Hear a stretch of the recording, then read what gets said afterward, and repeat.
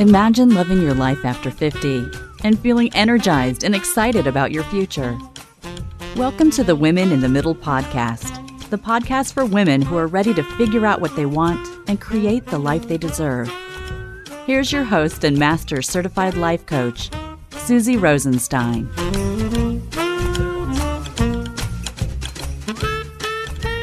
Hey there, welcome back to the podcast, Women in the Middle. I'm your host, Suzy Rosenstein, and I am so glad to be here with you again for this week's episode, which is all about 3 reasons why you should act your shoe size rather than your age in midlife. Yes, you heard me correctly. I am switching things up a bit this week. Do you remember the saying I'm referring to with this topic? It was pretty much an insult. It was kind of like, na boo boo, act your age, not your shoe size. Like when someone thought you were being totally immature. That is not what we're talking about today. Nope. Today, we're talking specifically about why I think you should absolutely act your shoe size instead of your age, at least once in a while, and maybe more than that.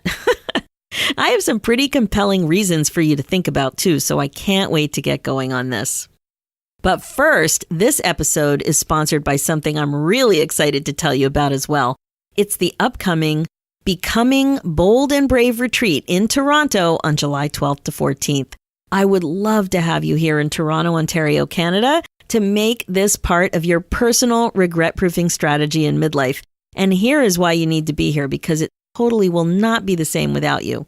We will be focusing on stretching your mind with meaningful coaching to unplug your thinking from what you can't do to what you can do, even at your age. We're also going to be stretching your body with super amazing and highly accessible yoga breaks, something for everybody to do with ease. We're also going to be stretching your creativity with related art projects, mixed media art projects that reinforce what you want to create in your life, even if you don't consider yourself artsy. Actually, especially if you don't consider yourself artsy. It really will be a warm and intimate personal growth experience with a lot of fun and laughter, delicious food, and connection. So if you're interested in learning more, please just shoot me an email at info@suzyrosenstein.com. So if you want to hang with me and some other amazing women in the middle in Toronto, get cracking. As I said, it will be a small group experience, and I only have a few more spots available. So send me an email, and I'll send you more information on how you can get registered right away. Okay, let's dive in. My amazing women in the middle, I have a news flash for you. Not a hot flash, a news flash. So here it is. Acting your age isn't what it's cracked up to be. This is exactly why I think that acting your shoe size is a much better idea.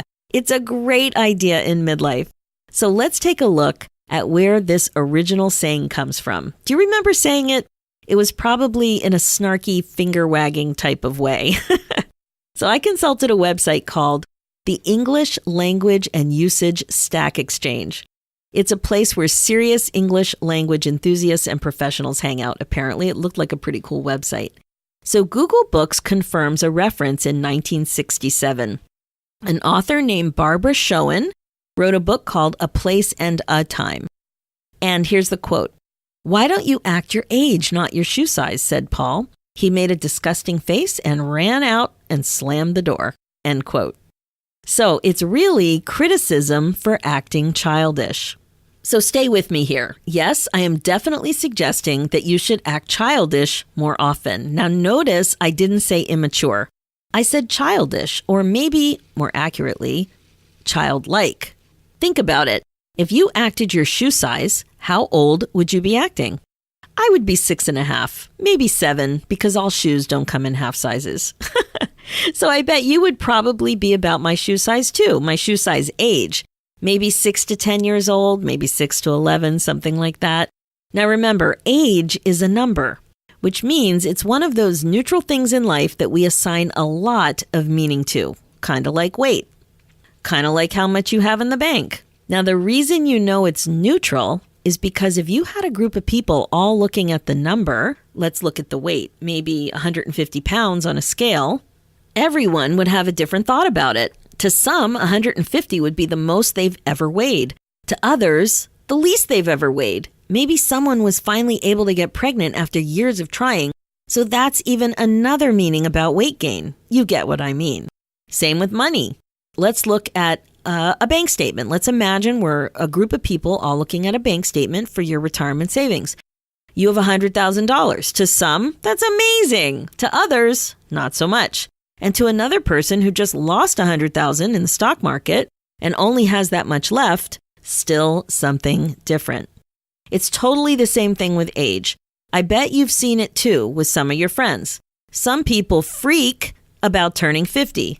Others slide into it with a really beautiful, chill attitude. It's all your thoughts. Your thinking is what creates the freak about the age or the beautiful peace about the age, right? Those simple sentences in your mind are just so powerful. Now, the reason I bring this up, the whole neutral thing, is because it's super important with mindfulness work.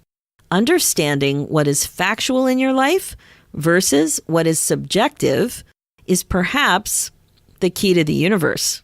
Can you believe I just gave you the key to the universe? It's pretty good, right? It's a free podcast. Now, once you see this difference, it is so much easier to see your personal power, to actually empower yourself to be more intentional about so much going on in your life. If you don't like the way you're feeling, you get to actually see what your thinking is doing. And you can see that it's not the things going on in your life that are causing you all of the drama. It's your thinking about those things.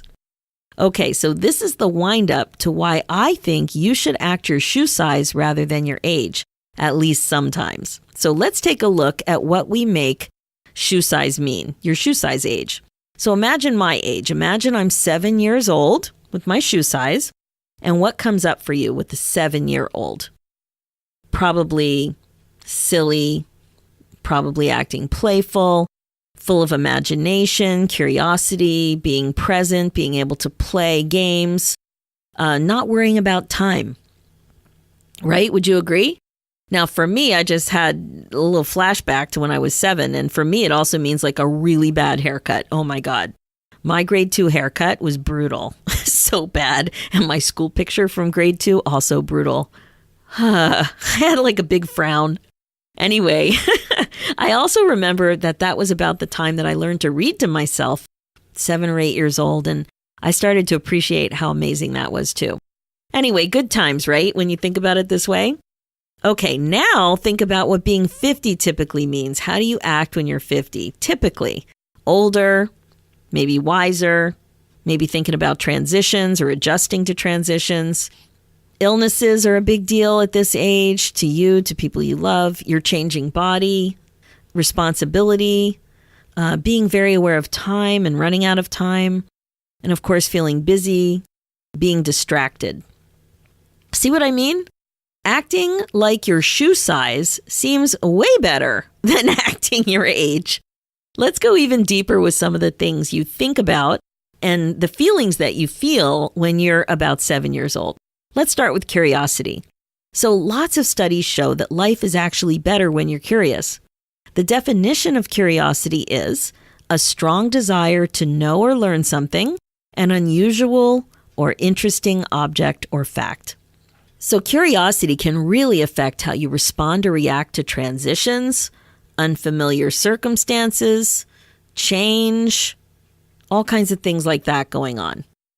Because of this, you can also see that curiosity would give you a greater opportunity to experience a wider range of emotions rather than the go-to emotions in midlife about change, transitions, unfamiliar circumstances, like fear, doubt, confusion. Those are pretty common.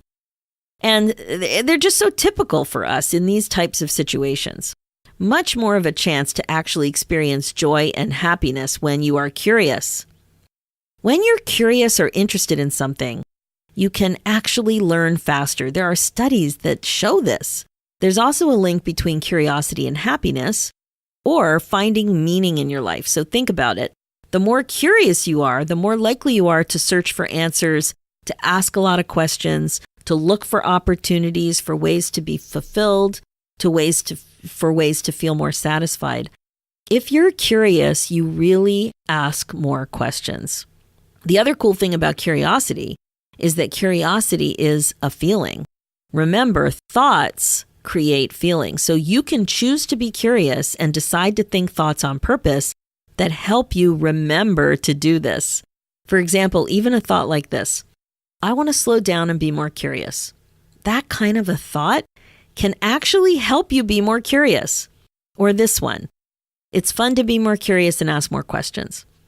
This type of a thought can give you permission to slow down and be more curious, right? So sometimes some of us can be self-conscious about asking questions or can be self-conscious about slowing down. So thinking in a way that kind of releases it and encourages it can really be helpful for you. Okay, I think you get it. So the other thing I want you to remember about curiosity is that you can learn to be more curious. You can actually cultivate curiosity. Curiosity really is you making the choice to look deeper into your life, even when it comes to everyday things. It's you looking around your world and asking more questions, digging more, getting more insight, wanting to know more, getting more perspective. So the way you can cultivate it is surprisingly simple strategies like reading. Reading more helps you create more curiosity.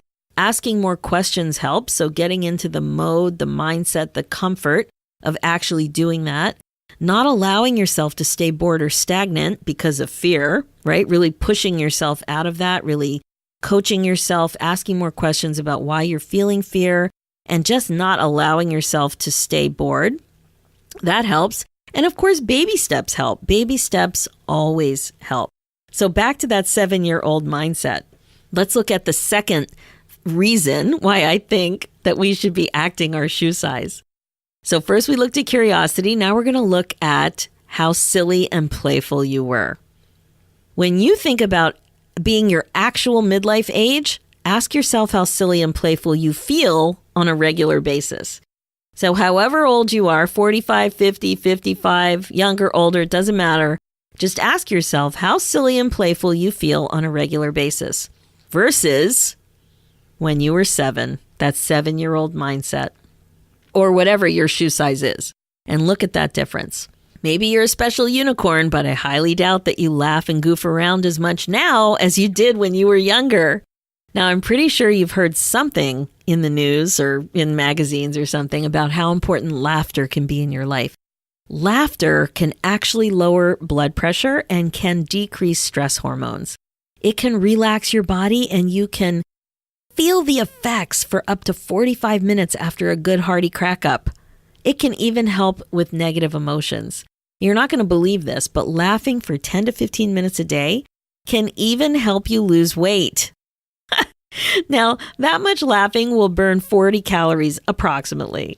So can you imagine laughing for 10 to 15 minutes a day? I challenge you to laugh that much. That would be amazing. Oh my gosh, can you imagine? So one more amazing thing about laughter, and this is one of the things I really love about it, is that it can bring people closer together. There's something about sharing a laugh with others. It can be with people you know and love. It can be during an argument. It can be with strangers. It is all good. And one time that happened to me with strangers. It happened in Toronto maybe 20 years ago. It was late at night and I was on a pretty empty subway. There were only a few of us there, like not even 10 people. Now, one guy had a bag of groceries, and when the subway slowed down, his bag fell over and a head of cabbage rolled out of his bag and all the way through the entire length of the subway car. And no one knew each other. Nobody was sitting next to each other. It was just a bunch of single people sitting around the subway car, and everybody just looked at each other and started laughing. It was such a fun little Toronto moment. I have to say, having a giant crack up with a good friend is just the best thing ever. I have a couple of crack up buddies, and I am just so grateful and lucky to have them. Whenever we're together, it's pretty much guaranteed that somebody's peeing their pants. And that's another fun thing about laughing and being silly. The intensity and duration of the silly interlude can be pretty unpredictable. It can happen anytime, anywhere, and that's often something that makes things more funny, is how unpredictable it is. You just You can't control it, and you just don't know when it's coming. So I think you'll agree, laughter and silliness is another really compelling reason to act your shoe size. More of this in your life is definitely a good thing. Okay, so we've looked at curiosity. We've looked at laughter. Here's the third reason. When you are your shoe size and age, it's a lot easier to be in the present moment. Being mindful like this can increase mental and emotional well-being. So here's what I mean. Think about your own ability to be in the present moment now as a woman in the middle. If you haven't really been working on it, mindfulness I mean, I think you'll agree that it's pretty much the norm to be distracted. You might think you're too busy, or you might find it difficult to not be connected on social media. Maybe you check your phone all the time. Maybe you check Facebook. Or perhaps you're self-conscious. You're always being self-conscious and always, just don't feel completely comfortable in your skin. Maybe you worry a lot, or maybe you take pride in being the queen of multitasking. These are all examples of not being fully present.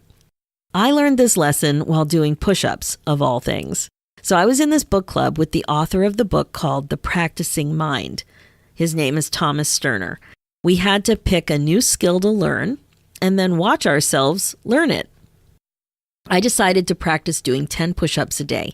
This was totally a new skill for me, as I wasn't doing any push-ups a day, let alone a week, let alone ever. I just wasn't doing push-ups.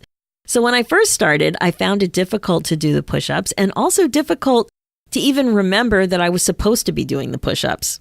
So within a few weeks, it definitely got much easier to do. I put sticky notes around and reminders, and I really worked on it. But then you know what happened? I saw myself thinking all kinds of things, all kinds of self-judgment related things. I thought I didn't pick a hard enough goal for the class. Then I thought, you know what? I think I'm embarrassed that it became easy for me already, and so on. And what he taught me, because of course I shared with him these thoughts and how I was a little frustrated with myself, he taught me how these questions and comments and statements and thoughts, all this stuff that was going on in my brain about self-judgment, it took me outside of my focus on the process and the present moment. It's impossible to be present when you're beating yourself up like this. So I wonder how many of you are guilty of that. Can you relate to that? What Sterner says is that when you focus on the present moment, what that means is that you're focusing on the process of what you're doing right now and then. You are always where you want to be and where you should be. All of your energy goes into what you're doing. Then he says, in contrast, when you focus your mind on where you want to end up, you're never where you are, and you waste energy on all the stuff spinning around in your brain. All of those unrelated thoughts instead of putting it into what you're doing. So you can totally see that I was doing that. I was doing the push-ups, but I was very preoccupied with these thoughts about feeling embarrassed and about it becoming too easy and sharing it with the group and getting feedback. All of that spin took me out of the present moment. So what he shares are these 4 steps to create the practicing mind, a mindset that appreciates the art of practice, that appreciates the stage of practice. So 1, keep yourself process-oriented. 2, stay in the present. 3, make the process the goal and use the overall goal as a rudder to steer your efforts. I love that. So you make the process of learning the skill the goal and use the overall goal as a way to steer your efforts. And 4, be deliberate. Have an intention about what you want to accomplish and remain aware of that intention. Now, when you're acting your shoe size, it's totally easier to stay present. You're not as busy, and more importantly, you don't think you're too busy. Can you imagine? Did you think you were too busy when you were 6.5 or 7? You also don't typically worry as much when you're that age. You do less multitasking and more single focus activities.